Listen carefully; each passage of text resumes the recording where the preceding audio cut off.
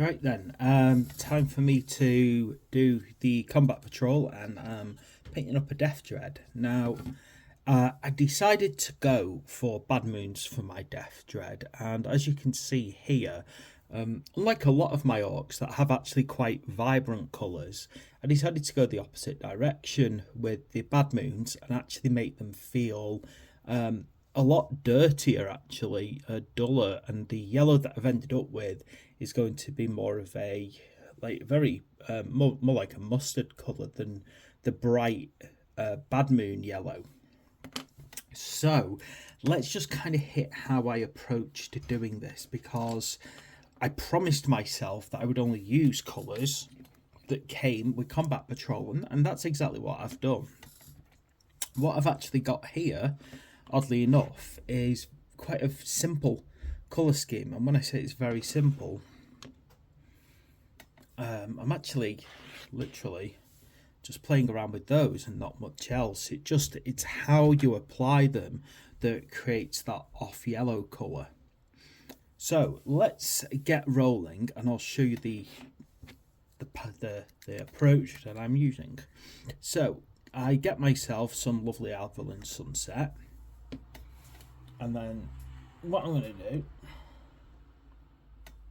is I actually apply that to a wide area.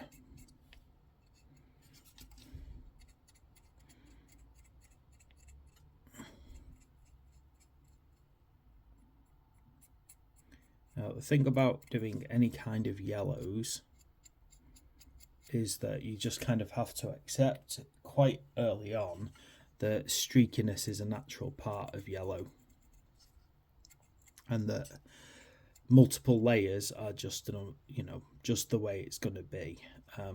But to help it go on easier, I would say make sure you're brushing in one direction, because single direction brushing will make it appear more even.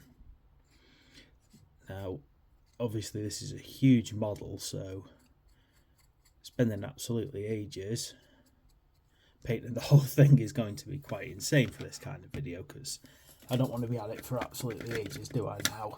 So what you do is you would apply that yellow to absolutely everywhere. Now, what we do then is we get ourselves some of our Caribou Crimson shade, and we apply that across our yellow. So I'll focus on here, I'll focus on this shoulder pad.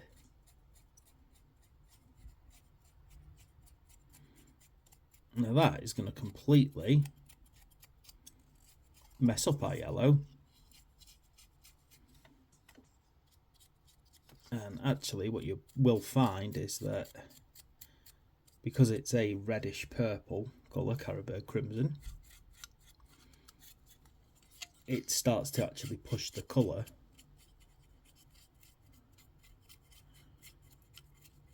away from the yellow, not completely though. So it's not like, say, like adding a red to a yellow and you end up with orange, although there is a slight hint of that developing as we add it on. And what we're doing is we're heading that way and giving it some darkness. Now, of course, you know, if you're doing a whole model, you got to apply it everywhere, which could take a while. And then the real core key thing is you need to let this completely dry. So you just can't have it with anywhere wet for the next stage, because the next stage is going to be all about dry brushing colour back into this thing. So what we'll do is I'm going to go and let that dry, and then you can see how I'm going to approach the next stage. Right, so once we've actually got this dried out, I'm then going to apply dry brush of lead belcher. So the idea behind using the dry brush of lead belcher, and it is a proper dry brush, so I'm going to get some on my brush. I'm going to kind of dab it out a bit. Tissue. And then it's going to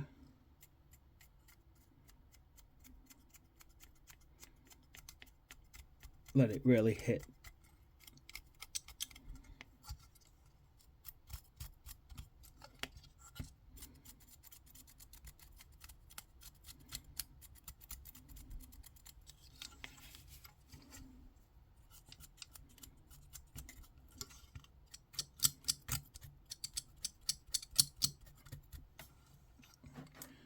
Now, I do want to kind of get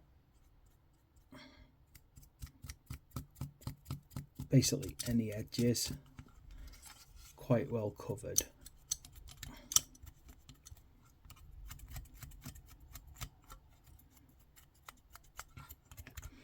As you can see at the moment, it's actually turning up very grubby. It's like actually very, well, it's not very nice at all, if I'm quite blunt about it, as a colour.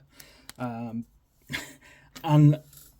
I have to admit, when I was planning this out and when I was trying out that colour scheme, I did actually sit back and go, oh my goodness, have I thought this through fully? Until I got to this layer point. My tongue's going dead now. And I got back to my final layer of Avalon Sunset. And again, this is going to be all about dry brushing. Now, I do need to get quite a lot on the brush before I wipe it off.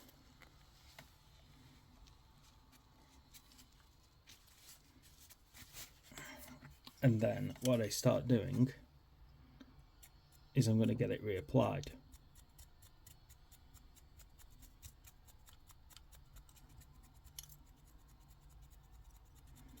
Now what's starting to happen, because it's a very heavy dry brush, a lot of the paint is getting back on this.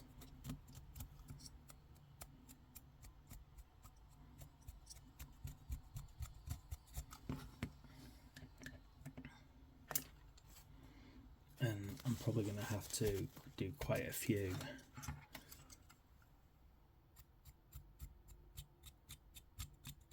Passes on this to get it right.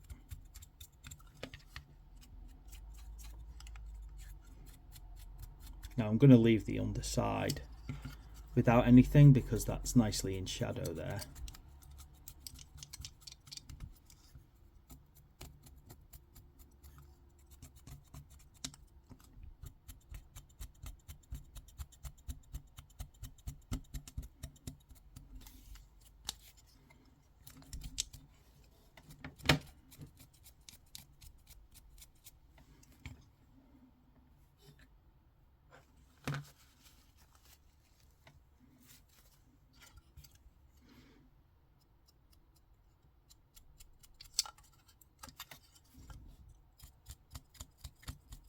No, of course, because this is like a...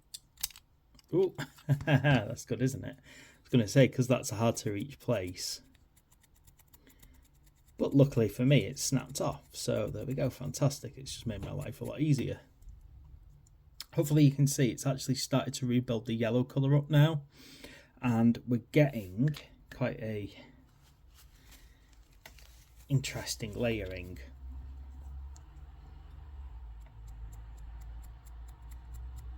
Now, I don't want to overdo it, so I want to keep it just about right. I want to keep just enough yellow on it.